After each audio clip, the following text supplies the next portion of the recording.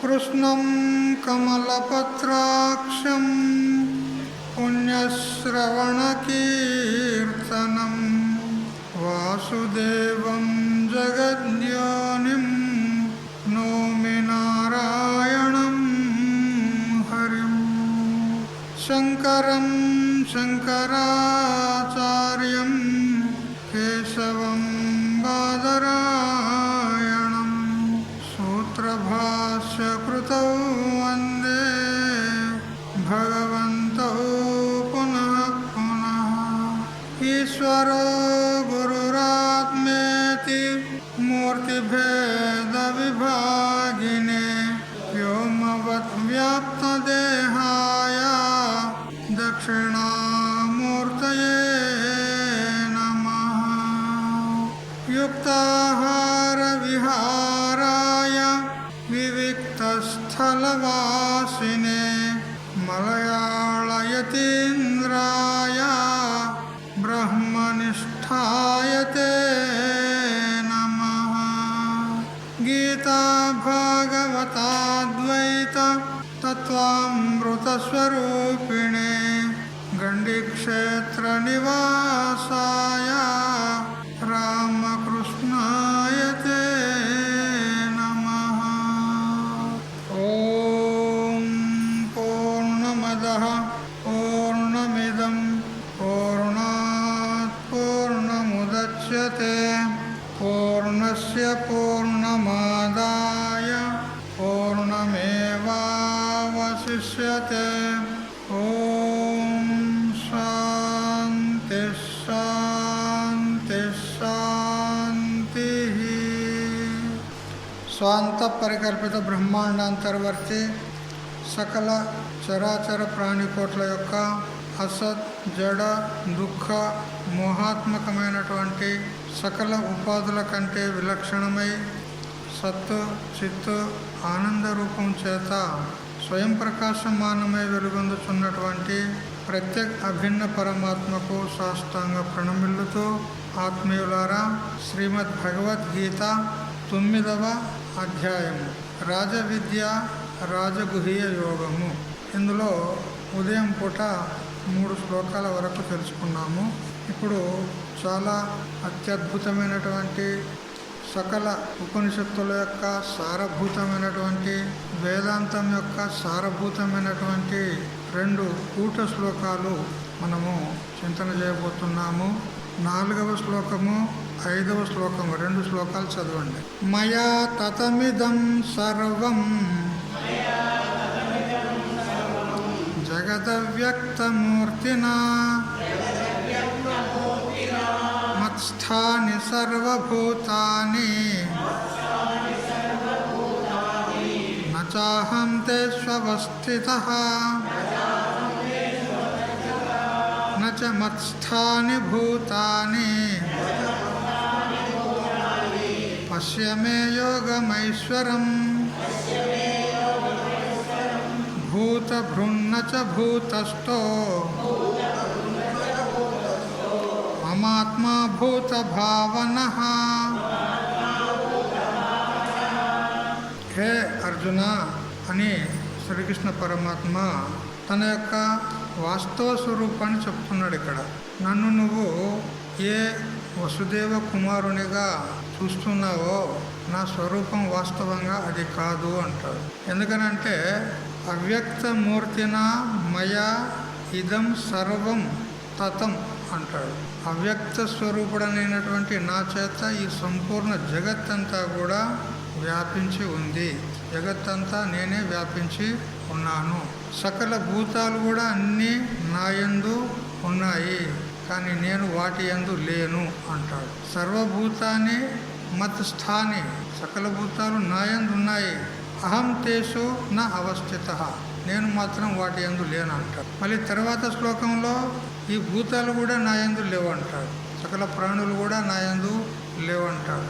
విరోధాభాసం అవుతుంది ఇక్కడ. ఒకసారి అన్ని భూతాలు నా యందు ఉన్నాయి అన్నాడు, నా యందు లేవు అంటున్నాడు. మళ్ళీ ఇది కొంచెము కన్ఫ్యూజమైనటువంటి శ్లోకాలు అన్నమాట. ఇది మంచి మంచి వాళ్ళకు కూడా తికమక చేస్తాయి ఈ 2 శ్లోకాలు. వీటికి మంచి వేదాంత ప్రక్రియ తెలిసిన వాడైతేనే చక్కగా అన్వయం చేస్తాడు, లేకపోతే వదిలేసిపోతారు అంతే. ఇప్పుడు చూద్దాం, మొదటి శ్లోకం చూద్దాం. ఇప్పుడు మయా తతమిదం సర్వం జగదవ్యక్తమూర్తిన. ఓ అర్జున, ఈ సంపూర్ణ జగత్తు అవ్యక్త రూపమగు నా చేత వ్యాప్తమై ఉన్నది. అంటే అంతటా నేనే వ్యాపించి ఉన్నాను. అణువణువులో కూడా జగత్తంతా, పిండ బ్రహ్మాండాలు, నువ్వు ఏది కల్పన చేస్తున్నావో జగత్తును, దాన్ని అంతటిని కూడా నేను వ్యాపించి ఉన్నాను. సకల భూతాలు నా యందు ఉన్నాయి, కానీ నేను వాటి యందు లేను. అంటే నేను వాటికి ఆధారం ఉన్నాను, అవి నా యందు ఉన్నాయి, కానీ అవి నాకు ఆధారము కావు. అందువల్ల నేను వాటి యందు లేను. ఇందులో రహస్యం ఉంది, క్రమంగా చింతన చేద్దాము. మొదలొక దృష్టాంతాన్ని తెలుసుకోండి. రజ్జుఖండం యొక్క అజ్ఞానం చేత, రజ్జుఖండం అంటే ఓ రజ్జు ముక్క, తాడు ముక్క అలా పడి ఉంది, మసక చీకట్లో పోతూ ఉన్నాడు. ఇది తాడు అని విశేష జ్ఞానం కలగలే. ఇది తాడు అనే జ్ఞానం కలిగిన తర్వాత పాము అనే భ్రాంతి కలగదు. తాడని తెలిసిన తర్వాత పాము ఎట్లా భ్రాంతి అయితే? సామాన్య జ్ఞానం ఉన్నది, ఇక్కడ ఏదో ఉంది అనే జ్ఞానం ఉంది. అది మెలకలుగా ఉన్నది, తాడు పడి ఉంది అక్కడ. అతనికి పూర్వం పామును చూసినటువంటి సంస్కారం ఉంది అంతఃకరణంలో. ఆ తాడును మసక చీకట్లో మందాంధకారంలో చూసేసరికి వెంటనే ఆ పాము యొక్క స్మృతి కలిగింది. ఇదివరకు పూర్వం పామును చూసిన సంస్కారం అంతఃకరణంలో ఉంది. ఆ సంస్కారం ఉద్భుతమైంది ఈ తాడును చూడగానే. సాదృశ్య దోషం అంటారు. తాడు మెలకలుగా ఉంది, పాము కూడా మెలకలుగా ఉండి పడుకుంటుంది. ఆ సాదృశ్యము, సమాన గుణము అందులో ఉన్నందువలన వెంటనే అతని అంతఃకరణంలో ఉన్నటువంటి ఆ పాము సంస్కారము ఉద్భుతమైంది. ఇప్పుడు కూడా మనలో అనేక సంస్కారాలు ఉంటాయి, కోటానుకోట్ల సంస్కారాలు ఉన్నాయి, మనకు కనపడవు. ఏ విధంగా మెమరీ లోపల అన్ని ఆడియోలు, వీడియోలు, ఫైల్స్ అన్నీ ఉంటాయి కదా, అందులో ఫోన్ మెమరీలో కనపడతాయి, మనకు కనపడాయి. ఆ మొబైల్కు అంటిస్తే అప్పుడు ఆన్ చేస్తే ఒక్కొక్కటి మనకు కనపడతాయి. కానీ అట్లే మెమరీని పట్టుకొని చూస్తే ఏం కనపడేయాలి. అట్లా మన అంతఃకరణంలో ఎన్నో జన్మల సంస్కారాలు ఉన్నాయి. అవి ఎప్పుడు ప్రకటమవుతాయి అని అంటే సాదృశ్య జ్ఞానం కలిగినప్పుడు, సంబంధము చింతన చేసినప్పుడు, లేదా ప్రారబ్ధానుసారంగా. ఈ 4 హేతువుల చేత ఆ పూర్వపు సంస్కారాలు ఉద్భుతమయ్యి ప్రకటమవుతాయి. అట్లా పామును చూసినటువంటి సంస్కారం అంతఃకరణం ఉంది కాబట్టి ఆ సాదృశ్య దోషం చేత మెలకలుగా తాడు ఉండడం వల్ల పాము కూడా మెలకలుగా ఉంటుందని చెప్పి అది గుర్తుకొచ్చింది. వెంటనే స్మృతికి వచ్చి పాము అని భయపడ్డాడు.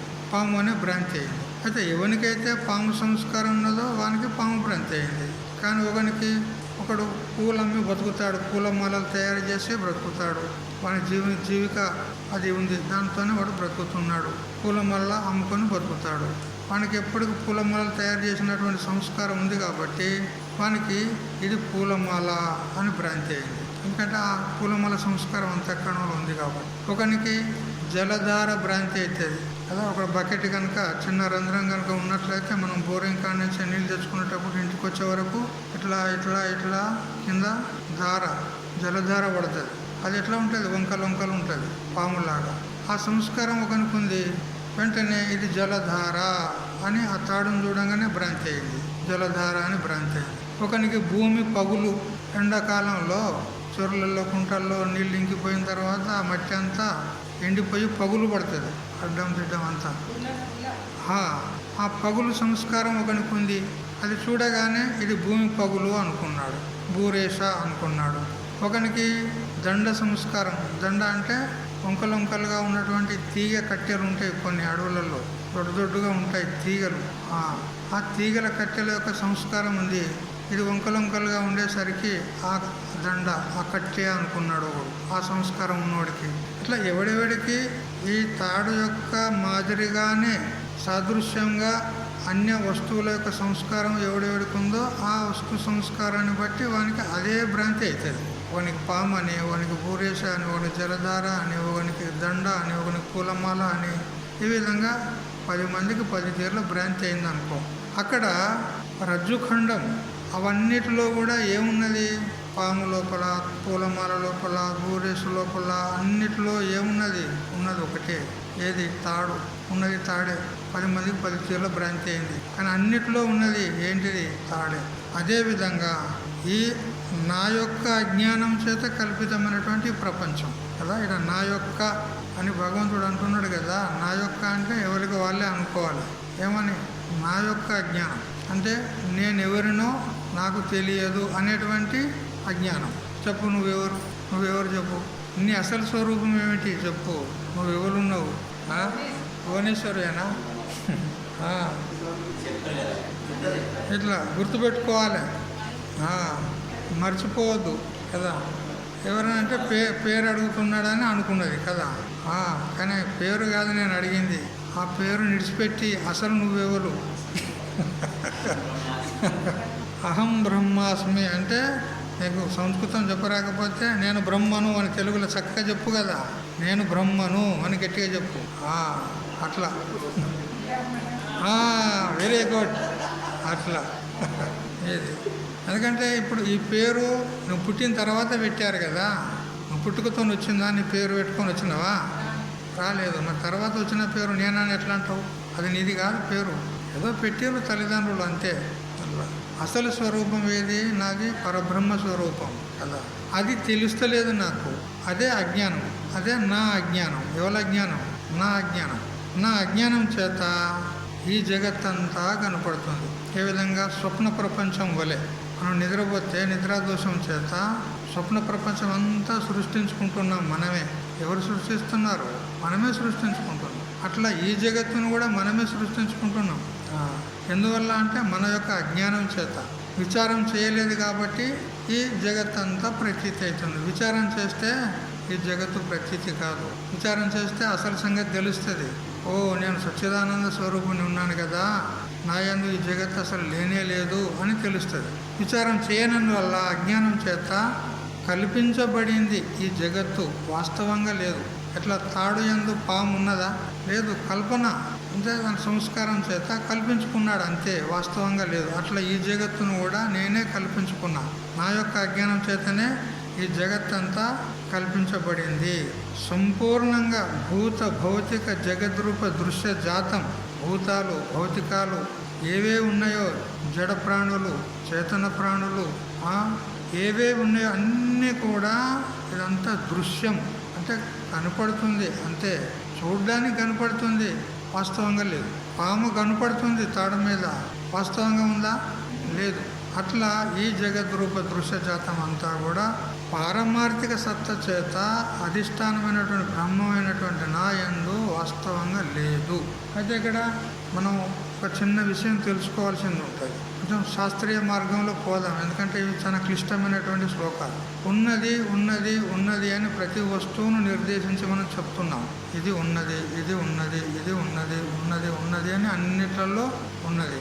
అయితే ఈ ఉనికి, దీనికే సత్తా. సత్తా అంటే అస్తిత్వం, ఉనికి. ఈ సత్తా అనేది 3 రకాలుగా ఉంటుంది. ఒకటి ఎప్పుడూ కూడా నాశనం కాదు, అది ఎప్పుడూ ఉంటుంది. ఆ ఉన్నది అనేది ఎప్పుడూ ఉంటుంది. ఏ విధంగా? ఘటము ఉన్నది అన్నాం మనం కదా. ఒక కుండ ఉన్నది, వస్త్రము ఉన్నది, టేబుల్ ఉన్నది, మైకు ఉన్నది, మొబైలు ఉన్నది. ఈ ఉన్నది ఉన్నది అనేది అన్నిటితో పాటు కలిసి ప్రతీతి అవుతుంది కదా. అన్నిటిలో ఉన్నది అనేది ఉన్నది కదా. కానీ మొబైల్ లోపల మైకు లేదు, మైకు లోపల వస్త్రం లేదు, వస్త్రం లోపల కుండ లేదు, కుండ లోపల టేబుల్ లేదు. ఇవి ఒకదాని యందు ఒకటి పరస్పరము భిన్నములు ఉన్నాయి, వేరువేరుగా ఉన్నాయి.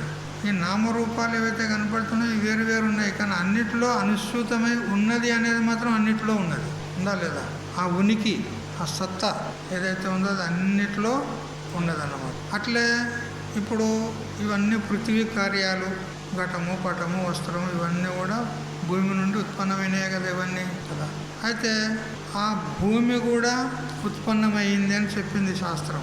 భూమి కూడా ఉత్పన్నమైంది, ఇది కూడా కార్యం ఉన్నది. దీనికి కారణము జలభూతం. దానికి కారణము అగ్నిభూతం, దానికి కారణము వాయుభూతం, దానికి కారణము ఆకాశభూతం, దానికి కారణము ఆత్మ. అయితే ఈ ఉన్నది అనేది అన్ని పదార్థాల్లో ఉన్నది. మరి పృథ్వీ ఉన్నది అంటాం, భూమి ఉన్నది, జలము ఉన్నది, అగ్ని ఉన్నది, వాయువు ఉన్నది, ఆకాశము ఉన్నది. ఈ ఉన్నది అనేది మాత్రం ఎక్కడ కూడా లేదు అనేది లేదు, అన్నిట్లో ఉన్నది. కానీ ఇవి మనం వేటి పేర్లు చెప్తున్నాం కదా, భూమి, జలము, అగ్ని, ఇవి వేటికి అవే వాటిపాటికి అవే ఉన్నాయి. కానీ అవి ఒకదాని యందు ఒకటి లేవు, ఉన్నాయా? కానీ ఉన్నదని మాత్రం అన్నిట్లలో ఉన్నది కదా.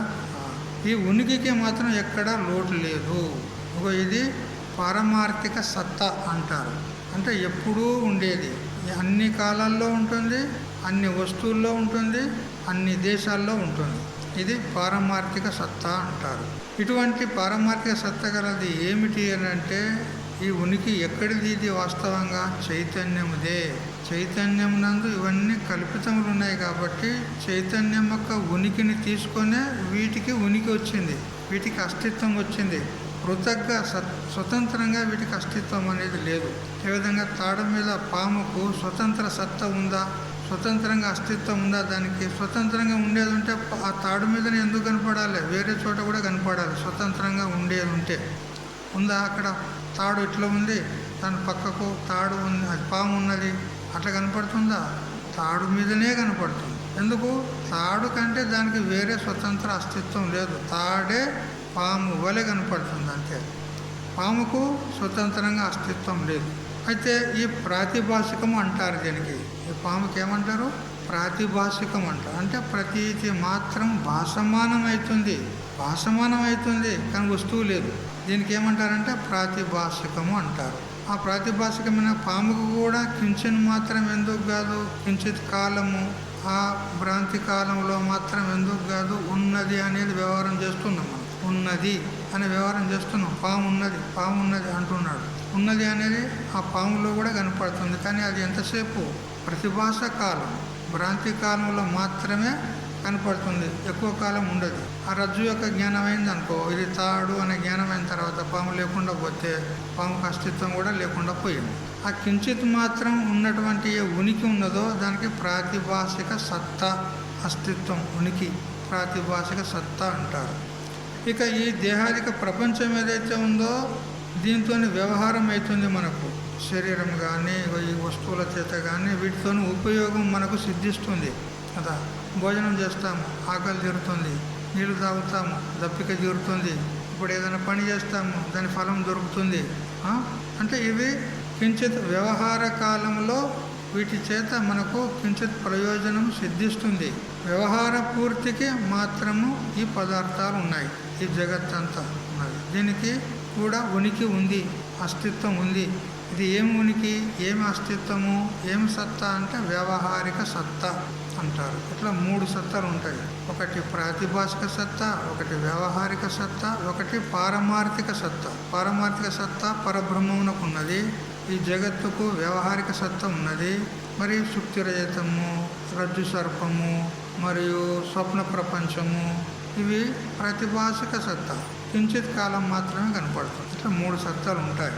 అయితే ఈ రజ్జు ఎందుకు కనపడేటువంటి ఈ సర్పము, జలధార, పూలమాల ఇవన్నీ ప్రాతిభాషిక సత్త గలదు. ఈ రజ్జు, తాడు ఏమున్నదో అది వ్యవహారిక సత్త గలది ఉన్నది. ఆ రెండిటికి కూడా ఆధారము, అస్తిత్వము ఎవరిచ్చారు? పరమాత్మ. అది పారమార్థిక సత్త గలదు. అట్లా పారమార్థిక సత్త చేత చూస్తే ఒక్క బ్రహ్మం తప్ప ఈ జగత్తు కానీ ఇంకా ఏది కూడా లేనే లేదు.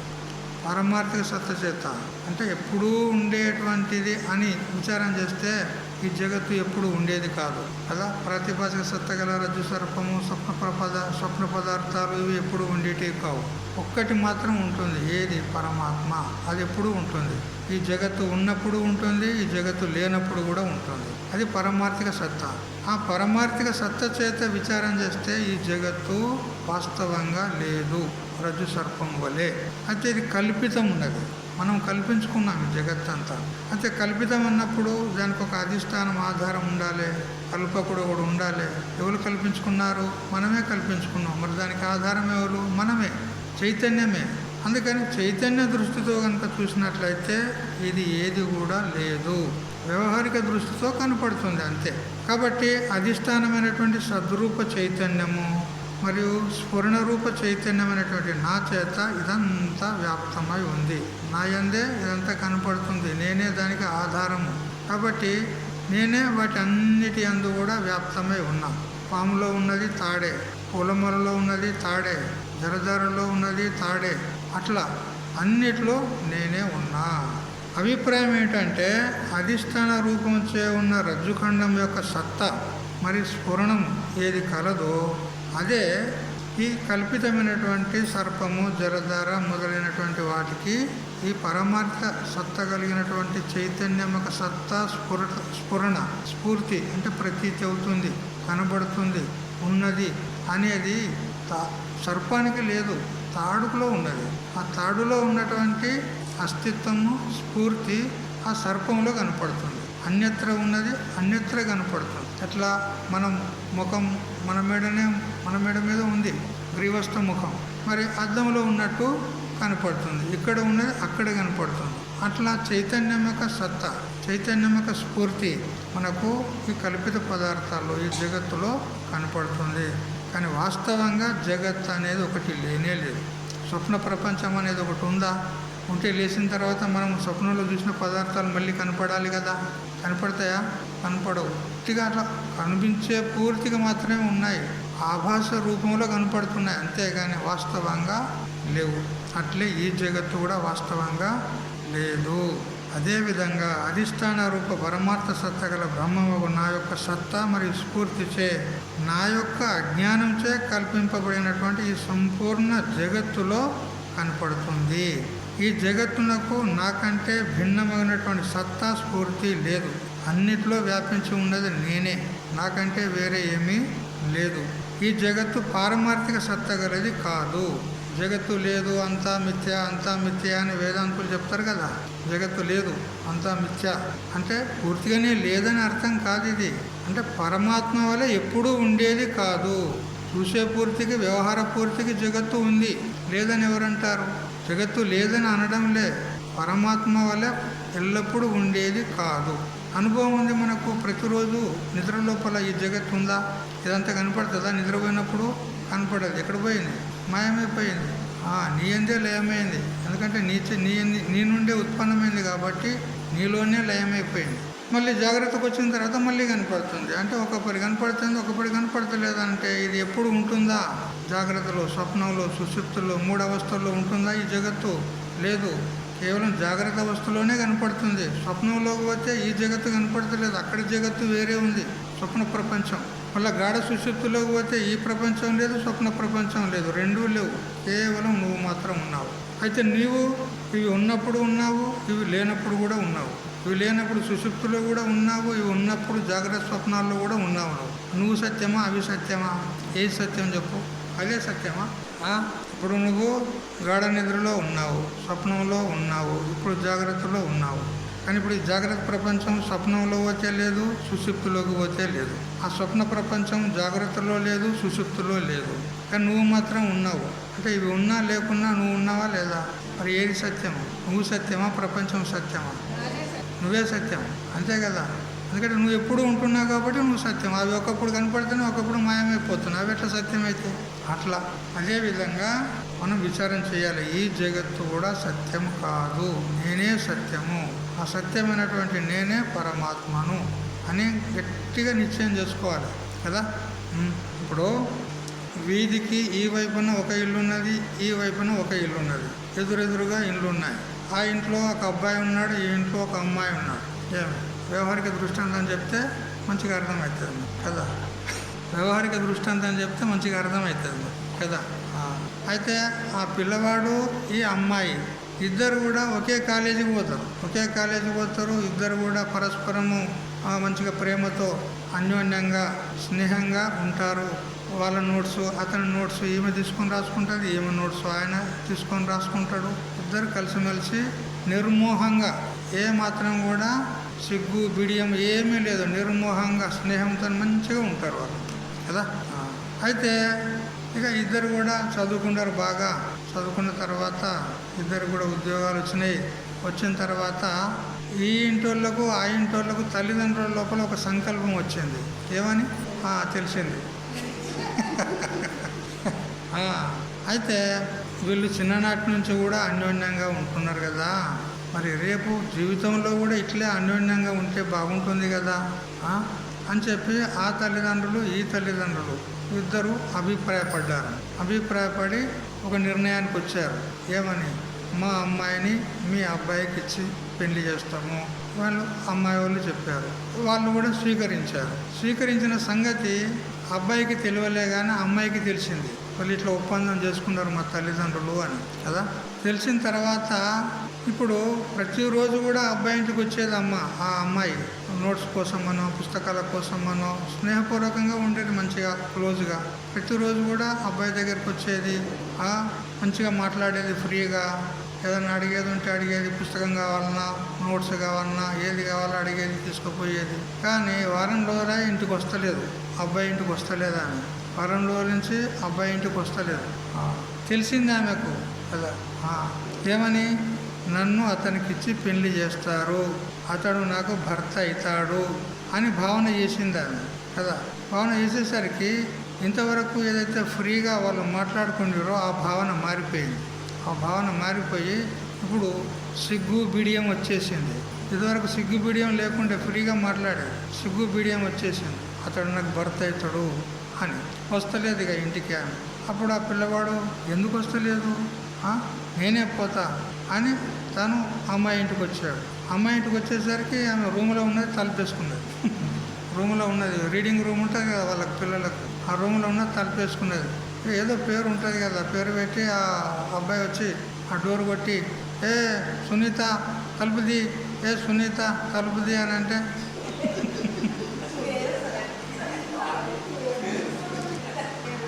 ఏదో పేరు సునీతనో ఏదో కదా, బాగుందా?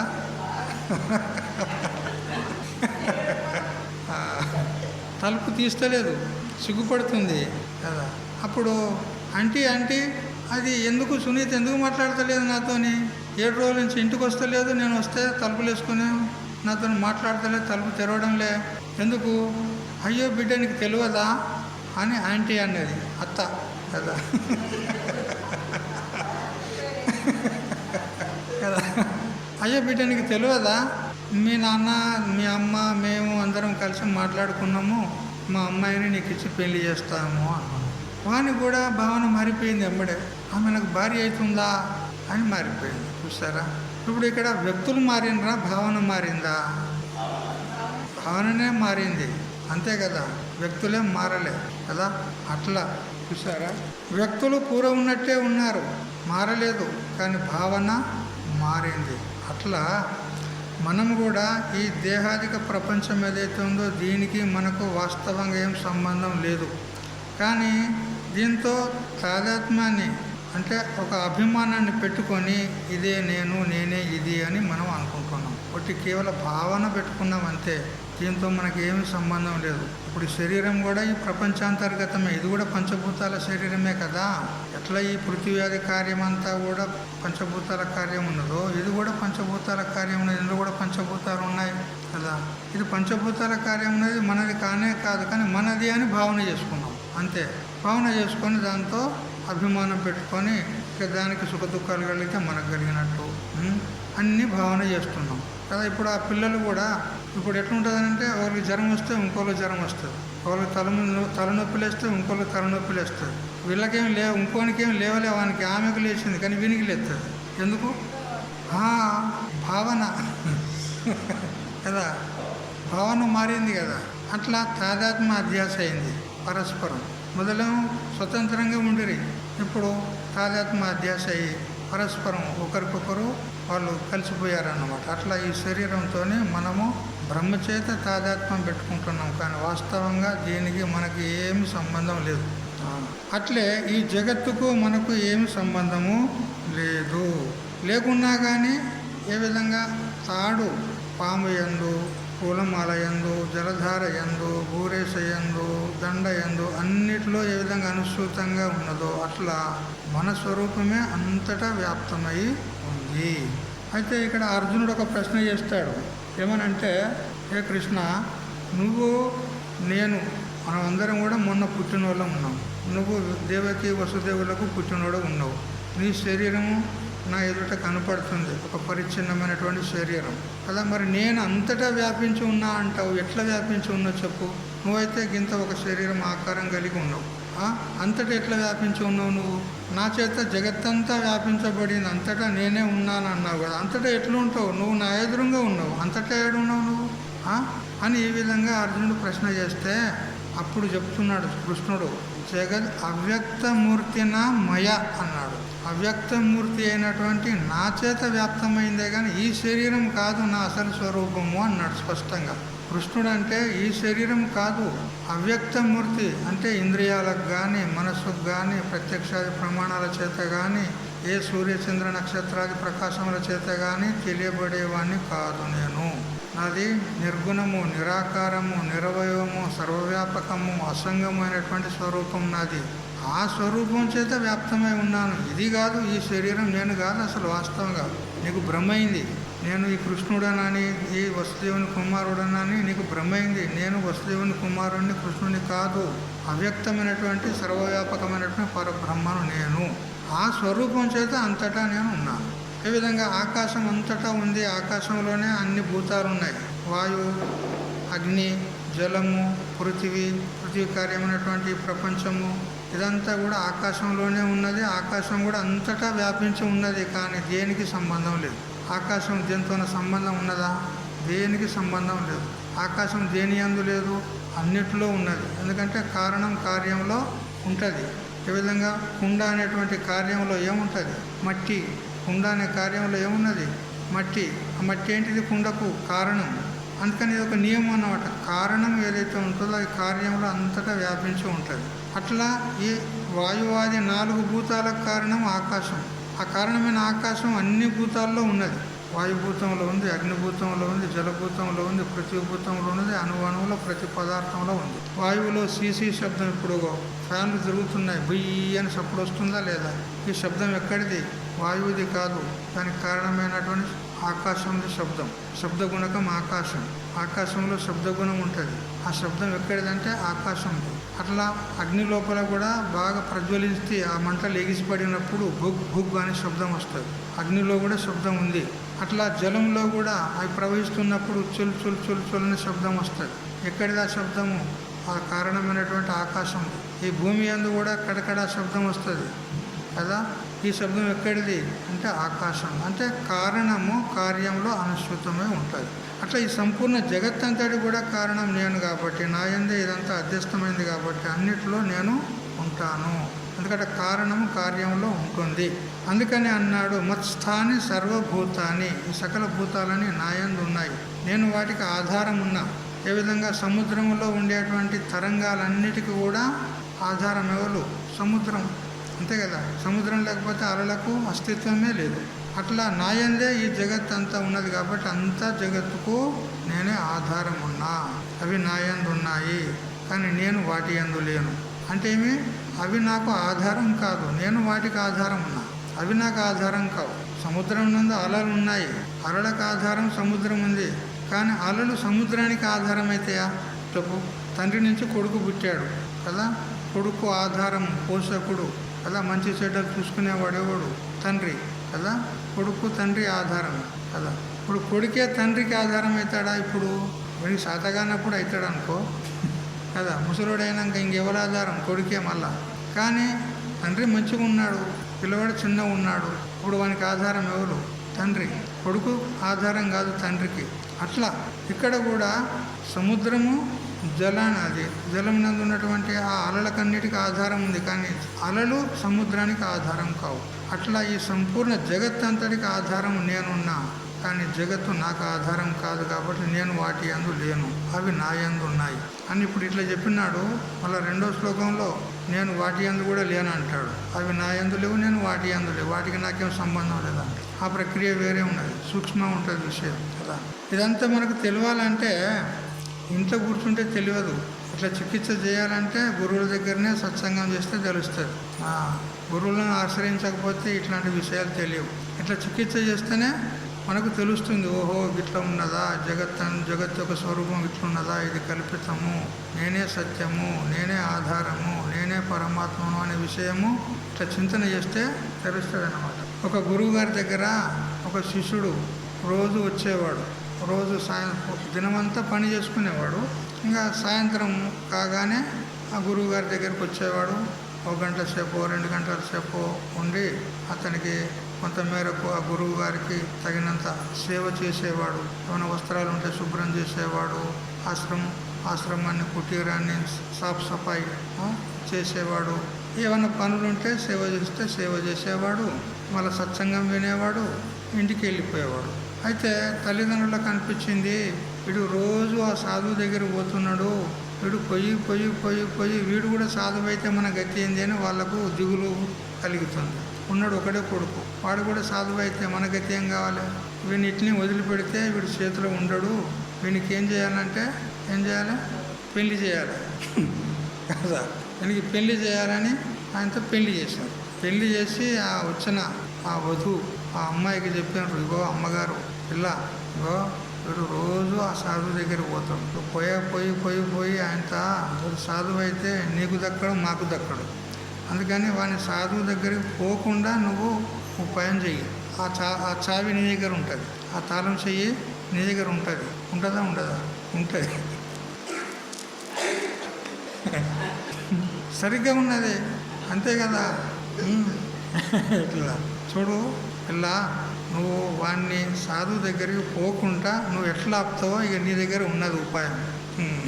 అది నువ్వు ప్రయోగం చెయ్యి ఇక అంటే సరే అత్తమ్మా అని అన్నది. ఇక 2 రోజులు 3 రోజులు అతడు చదువు దగ్గరికి పోగా చూసిన తర్వాత ఇక 4వ రోజు మెల్లగా అన్నది, ఏమండి ఈ రాత్రిపూట మీరు సాధువు దగ్గరికి వెళ్ళి రాత్రి 10-11 గంటలకు మీరు వస్తున్నారు. ఆ లోపల నాకు ఒంటరిగా ఉండడం లోపల బిక్కు అని భయం వేస్తుంది. మీరు సాధువు దగ్గరికి పోవద్దండి అని 1 రోజు అన్నది, 2 రోజులు అన్నది, 3 రోజులు అన్నాక ఇక వాడు మెల్లగా మెత్తగా అయ్యింది.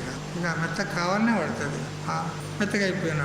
మెత్తగా అయిపోయి సాధువు దగ్గరికి పోయేది ఆపేశారు. ఇట్లా 1 నెల రోజులు అయిందనుకో. నెల రోజులు అయిన తర్వాత వాడు వస్తలేడు. ఇక సాధువుకి ఏం అపేక్ష ఉన్నది, వాడు వస్తేరా అని, లేకపోతే లేదు. ఎవరి మీద మోహం అయితే ఉండదు సాధువులకు. సరే వాని పరిస్థితి ఏముందో మనకు అర్థం కాదు కదా, మనకు తెలియదు కదా, పోనీలే అనుకున్నాడు. నెల రోజులు అయిన తర్వాత వాడు సంతలో కనపడ్డాడు ఆ విద్యార్థి, ఆ శిష్యుడు. అరే సదానందు, ఎక్కడ పోయినావురా నువ్వు? నెల రోజుల నుంచి ఆశ్రమానికి వస్తలేవేమరా అని అంటే ఇట్లా అంటే, స్వామీజీ ఏం చేయాలి, క్షమించు. ఇగో మా భార్య మొన్న పెళ్ళయింది కదా నాకు. మా భార్య నేను మీ దగ్గరికి వచ్చేసరికి ఆమెకు భయం అవుతుందని అంటుంది. రాత్రి చాలా అవుతుంది కదా, అందుకని భయం అవుతుందని అంటుంది. అందుకని ఇక నేను రాలేకపోతున్నా, నన్ను క్షమించు అన్న. మళ్ళీ ఇంకేమంటాడంటే, నా భార్య నన్ను ఒక క్షణం కూడా ఇడిచిపెట్టి ఉండలేకపోతుంది, అందుకని ఇక వస్తలేను స్వామీజీ, ఇక ఏమనుకోకు అది ఇది అని. అవురా, అంతకన్నా ప్రేమ నీకు ఇస్తుందా? అట్లా ప్రేమిస్తుందా నీకు? ఒక క్షణం కూడా నేను ఇడిచిపెట్టలేకుండా ఉంటుందా? నిజం స్వామీజీ. అబ్బా, నేను తినకపోతే ఆమె తినది, నేను కనపడకపోతే ఆమెకు పెద్ద దిగులు. అబ్బా, అంత ప్రేమ నారా నీకు, నీ భార్యకు నీ మీద అంటే. నిజం స్వామీజీ. సరే అది నిజమో అబద్ధమో కానీ నేను ఒక పని చెప్తా, నేను చెప్పినట్టు నువ్వు చెయ్యి అన్నాడు. చెప్పు స్వామీజీ. అంతవరకే పూర్వము వస్తూ ఉండే కదా సాధువు దగ్గరికి, అదివరకే అతనికి వాయుస్తంభన విద్య నేర్పింది ఉన్నది ఇదివరకే.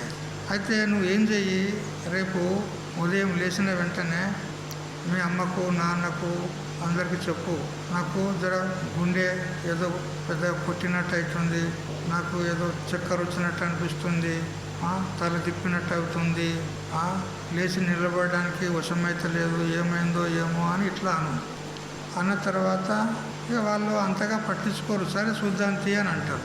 పగటికి భోజనం టైం వరకు ఏం చెయ్యి, మంచంలో వండుకొని ఏం చేయి, ఒక్కసారి కెవ్వున కేక పెట్టి కన్ను మూసి వాయుస్తంభన చెయ్యి అంతే. కెవ్వున కేక పెట్టి ఒకసారి కేక పెట్టి కళ్ళు మూయి వాయుస్తంభన చేసి శ్వాస ఆపేయి. సరే స్వామీజీ అట్లే చేస్తా అప్పుడు నేను వస్తా, వచ్చిన తర్వాత ఎవరికి ఎంత ప్రేమ ఉన్నదో నేను చూపెడతా అన్నాడు ఇక ఆ సాధువు. ఇక వీడు అదే విధంగా పొద్దున్నే లేచి ఇక తల్లిదండ్రులతో చెప్పి నాకు ఇట్లా చక్కెర వస్తుంది, అదే ఇచ్చింది ఇదే ఇచ్చింది, నాకు ఏమవుతుందో ఏమో నాకేం జరుగుతలేదు అని చెప్పిండు. ఇక మధ్యాహ్నం టైంకు అందరు భోజనానికి కూర్చునే టైంకు మంచంలో పడుకున్నాడు. కెవ్వున కేక పెట్టాడు, కన్ను మూసిండు, వాయువు బిగబట్టాడు, అయిపోయింది. చలనం లేదు. ఇక అయ్యో ఏమైంది ఏమైంది, కేక పెట్టాడు ఏమైంది అని అందరూ వచ్చారు. ఇటు భార్య వచ్చింది, తల్లిదండ్రులు వచ్చి చూశారు, చూసి చెయ్యి పెట్టారు, చెయ్యి ఆలడబడిపోతుంది చెయ్యి ఆలడబడిపోతుంది. అయ్యో శ్వాస బంద్ అయిపోయింది, అయ్యో ఇంకేమున్నది కొంపలు అటుకపోయినాయి అని ఇక అయిపోయి ఇక ఏడ్చేది మొదలు పెట్టాం.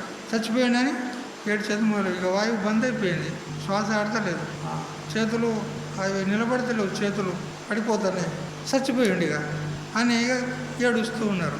వాళ్ళ ఏడుపు విని చుట్టుపక్కల వాళ్ళందరూ ఆ ఇంటోళ్ళు ఈ ఇంటోళ్ళు అందరూ వచ్చేసారు. అందరూ మంది అంతా గుమిగూడి ఉన్నారు. అదే టైంకి ఆ సమయం చూసుకుంటూనే ఉన్నాడు సాధువు కదా. ఈ ఘటన ఎప్పుడు జరుగుతుంది సమయం చెప్పిండు, పలానా టైంకు ఈ పని చేయని చెప్పిండు. ఆ టైం వరకు సాధువు వచ్చాడు. సాధువు వచ్చి ఏమైంది ఏమైంది ఏమైంది అని ఆ సాధువు వచ్చి, అయ్యో ఏమున్నది సాధువు, అయ్యో నిన్న మొన్న మీ దగ్గరికి వచ్చేవాడు కదా, మంచిగానే ఉండే, ఏమైంది ఏమో ఇట్లా అయిపోయింది, పూర్తిగా మంచంలో పడిపోయిండు, కేక పెట్టిండు, కళ్ళు మూసిండు, శ్వాస బంద్ అయిపోయింది, చచ్చిపోయాడు. నిజంగా అని ఆ సాధువు వచ్చి చేయి పెట్టాడు. అందరు ముంగట చేయి పట్టాలి కదా, ఇక చేయి పెట్టాడు. చేయి పెట్టి అంటాడు, ఇగో ప్రాణాలన్నీ పోయినాయి కానీ చివరి కొద్దిగా ప్రాణం ఉన్నది. ఇక చేయి చూసిండు, వాని రేఖలు చూసిండు, వాని ఆయుష్ అయితే తీరిపోయింది, ఏమో ఆశ అయితే కనపడతలేదు, కానీ కొద్దిగా ప్రాణం ఉన్నట్టున్నది. అయితే నేను ఒక ఉపాయం చేస్తారా మీరు? చెప్పు స్వామి, చెప్పు చెప్పు చెప్పు. ఏంది? ఏం లేదు, ఒక గిలాసులో పాలు తీసుకురండి, గ్లాసులో పాలు తీసుకురండి. పాలు వెంటనే వచ్చే పాలు, ఎందుకంటే కావాలి కదా, లేపాలి అవన్నీ, ఏదైనా ఉపయోగంతో లేపుతాడని వాళ్ళు అనుకొని పాలు తీసుకొచ్చారు. వెంటనే పాలు తీసుకురాగానే ఆ గ్లాస్ ఎదురుగా పెట్టుకొని ఓం ఐవుండ్రోళ్ళకి ఏవంగా వచ్చాయో అట్లా మంత్రం కదా, వాళ్ళ ముంగట వాళ్ళకి వచ్చేటట్టు ఐవుండ్రోళ్ళకి ఏవంగా వచ్చాయో అట్లా మంగళం జబగడ జబగడ జబగడ. ఇది ఏదో ఉట్టి అంటలే నేను, ఇవి మహేశ్వర సూత్రాలు. ఏది సంస్కృతంలో మొట్టమొదటి నేర్పిస్తారు. ఇది ఇదేదో మంత్రం కాదు, ఇది ఏదో ఆ సూత్రాలు నేను పఠనం చేస్తున్నాను. ఈ స్వామి కూడా మంత్రాలు వస్తాయి, ఈ స్వామి కూడా మంత్రాలు వస్తాయి అనుకున్నారు మీరు కదా. మంత్రాలు ఏం రాగు, అది సంస్కృత పాఠంలో మొట్టమొదటి నేర్పుతారన్నమాట. ఐ ఓన్ రిలిక్ ఏ ఓం అయోచ్ అయవరట్లన్ న్యమం ఘననం జభై గడ దస్ జబగడ దస్ కఫ చటత చటతౌ కపై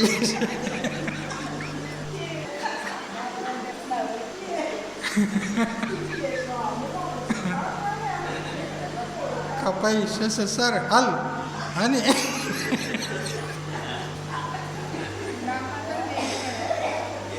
వీటికి ఇవి 14 సూత్రాలు ఉంటాయి. 14 సూత్రాలు మహేశ్వర సూత్రాలు అంటారు వీటికి. ఇవి సృష్టి ఆరంభంలో శివుడు అతడు నృత్యం చేస్తూ డమరు వాయిస్తాడు కదా, డమరు. ఆ డమరు వాయించేటప్పుడు ఈ 14 సూత్రాలు వెలువడినాయి. అంటే ఇవి ఎట్లునే ఇప్పుడు డమరు వాయించినట్టే కనపడతలేవు మీకు.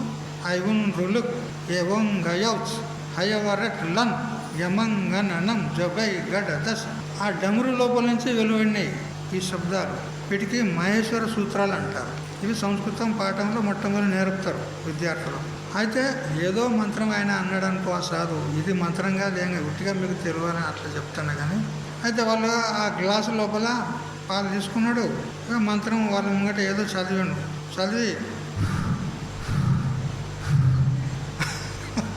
అని ఇక ఊదిండు.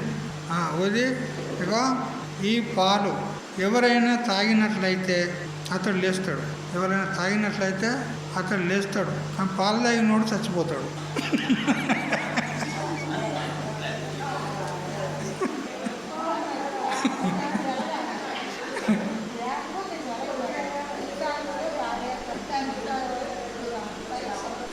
పరీక్ష అది అన్నమాట. అతడు లేస్తాడు, తాగిన వాళ్ళు మాత్రం చచ్చిపోతారు. అని చెప్పి ఇక మొదలు తండ్రికి పిలిచినాడు. నీకు కొడుకు అంటే చాలా ప్రీతి అన్నా. ఓ బంగారం నా కొడుకు, తాగు. నీ కొడుకు బతకాలని ఉన్నదా లేదా? ఉన్నది స్వామి, తాగు. నేను తాగా అంటాడు. ఎందుకంటే నాకు ఇంకా 2 కూతుళ్ళు ఉన్నారు, నేను చచ్చిపోతే వాళ్ళ పెళ్ళిళ్ళు ఎవరు చేయాలి, అందుకని నేను తాగా అంటాడు. అప్పుడు వాళ్ళ తల్లికి ఇస్తాడు. తల్లిని పిలిచి, ఏమమ్మా నీ కొడుకు బతకాలని ఉన్నదా లేదా? ఉన్నది స్వామి, బతకాలి, మరి పాలు తాగా. పాలు తాగా అంటే, అయ్యో స్వామి ఎట్లా తాగాలి నేను? నా భర్త బతికే ఉన్నాడు, ఇప్పుడు ఉన్నొక్క కొడుకు పోయిండు, కానీ మళ్ళీ కొడుకు పుడతాడే కదా, అందుకని ఈ కొడుకు పోతేవే అన్నట్టు. అట్లా ఆమె తాగా అంటారు. అప్పుడు వాళ్ళ 2 చెల్లెళ్ళు ఉంటారు, 2 చెల్లెళ్ళు కూతుళ్ళు ఉన్నారు కదా, వాళ్ళకి పిలుస్తారు. వాళ్ళు పిలిచి, తాగండి అమ్మ, మీ అన్న మీకు చాలా ప్రేమనే కదా మీకు మీ అన్న అంటే, తాగండి. మీరు 2 అక్క చెల్లెళ్ళు ఉన్నారు, ఒకరు పోయినా కానీ ఒకరు ఉంటారు. అప్పుడు అన్న చెల్లెళ్ళు 2 ఉంటారు, అందుకని ఒకరు తాగుంటారు, ఎవరన్నా ఒకరు తాగుంటారు. మేము తాగం మాకేం అవసరం ఉన్నది, మేము ఇవాళ ఈడ ఉంటాం, రేపు ఇంకో ఇంట్లో ఉంటాం, వాళ్ళతో మాకేం సంబంధం అంటారు. ఆ చెల్లెళ్ళు తాగమన్నారు. ఇక భార్య ఉంది. ఏమ్మా నీ భర్త అంటే నీకు చాలా ప్రీతి కదా, ఒక క్షణం కూడా నువ్వు విడిచిపెట్టలేవు కదా, నిజమా వద్దమా? చాలా ప్రీతి స్వామీజీ, ఆయన లేకపోతే నాకు అన్నమే నేను, నాకు మనసుకే పట్టది అన్నది. తాగుమారు. నీ భర్తను లేపుకుంటావా లేదా? పతివ్రత స్త్రీ అయితే తాను ప్రాణాలను త్యాగం చేసైనా కానీ భర్తను కాపాడుకుంటుంది. మరి నువ్వు పతివ్రత స్త్రీవే కదా, తాగు, మీ భర్త లేస్తాడు. అంటే లేదు స్వామి, లేదు, ఆయన పోతేంది, ఆయన లేకుంటేంది, మా అమ్మోళ్ళు మంచోళ్ళు ఉన్నారు, మా అమ్మోళ్ళ ఇంటికి పోయినా బతుకుతా అన్నది. ఇక అందరూ చుట్టుముట్టు వాళ్ళందరూ వచ్చిన వాళ్ళకి అడిగాడు, ఏమైంది ఇతడంటే మీకు చాలా ప్రీతేనా? చాలా మంచోడు ఉన్నాడు, అట్లా ఇట్లా ఉన్నాడు. మరి మీరు ఎవరైనా మిత్రులు ఉన్నారా ఇతనికి? ఇతను మా మిత్రుడే అంటే, మరి తాగు, మీ మిత్రుడి మీద నీకు అంత ప్రేమ ఉంటే. వాళ్ళు ఇంట్లోనే తాగుతలేరు, మాకేం పట్టింది, మేమెందుకు తాగుతాం అని వాళ్ళు అన్నారు. అన్న తర్వాత అప్పుడు ఆ సాధు అన్నాడు, నేను తాగనా అన్నాడు. తాగు స్వామీజీ, తాగు తాగు, ఎందుకంటే పరోపకారార్థం సతాం విభూతయ. సత్పురుషులు పరుల కోసమే బతుకుతారు, పరుల కోసమే త్యాగం చేస్తారు. అందుకని సాధువులు పరోపకారం కోసమే ఉన్నారు కదా, అందుకని మీరు తాగవలసిందే స్వామీజీ, మీరు తాగి మా కొడుకుని లేకుండా అని అంటారు. అప్పుడు అందరం కూడా తాగుతాడు. అందులో ఏమున్నది, మంత్రమా తంత్రమా, ఏం లేదు కదా, అందరం కూడా తాగుతాడు. తాగి ఆ పండుకున్నాని తట్టి, లేవరా, నాయన లేవరా అనగానే ఇక వాడు లేచేయి, కళ్ళు ఇట్లా నడుచుకుంటా లేచి రామ్ రామ్ రామ్ రామ్ అనుకుంటా లేచేయి. విన్నావురా, అందరి సంగతి విన్నావు కదా, విన్నావా? అందరి సంగతి విన్నా స్వామీజీ. మరి ఇప్పుడు నేను ఎవరు ప్రేమించేటోళ్ళు ఇందులో చెప్పు అంటే, ఎవ్వరూ లేరు స్వామీజీ, అందరూ స్వార్థపూరితమైనటువంటి ప్రేమనే ఒలగబోసే వాళ్ళు ఉన్నారు, కానీ నిజమైనటువంటి ప్రేమ చూపేవాళ్ళు ఎవ్వరూ కూడా లేరు. అందుకని ఎవ్వరు ఏమన్నా సరే నేను మాత్రం నీ దగ్గరికే వస్తా అంతే అని చెప్పి ప్రతిరోజు కూడా మళ్ళీ ఎప్పటిలాగా ఆ సాధు మహాత్మ దగ్గర పోయి కొన్ని రోజులు సత్సంగం చేసి తర్వాత అతడు ముక్తుడైపోయినాడు. ఇది సాధు సహవాసంలో ఇట్లాంటి విషయాలు తెలుస్తాయి మనకు కదా. జ్ఞానం మనకు సాధువుల ద్వారానే, మహాత్ముల ద్వారానే మనకు ప్రాప్తమవుతుంది. అందుకని ఎన్ని ఇబ్బందులు వచ్చినా ఇంట్లో వాళ్ళు బూటకం ప్రేమ బాగానే చూపుతారు, అయినా కానీ ఎవరిని పట్టించుకునేది లేదు. సత్సంగం మాత్రం మానేది లేదు. అట్లా సత్సంగం చేస్తూ ఉండండి. సరే, ఆ శ్లోకం ఇంకా చాలా ఉంది, అది రేపు తెలుసుకుందాం. హరి ఓం తత్సత్. ఓం సహనావతు సహనౌ భునక్తు సహ వీర్యం కరవావహై తేజస్వినావధీతమస్తు మా విద్విషావహై. ఓం శాంతి శాంతి.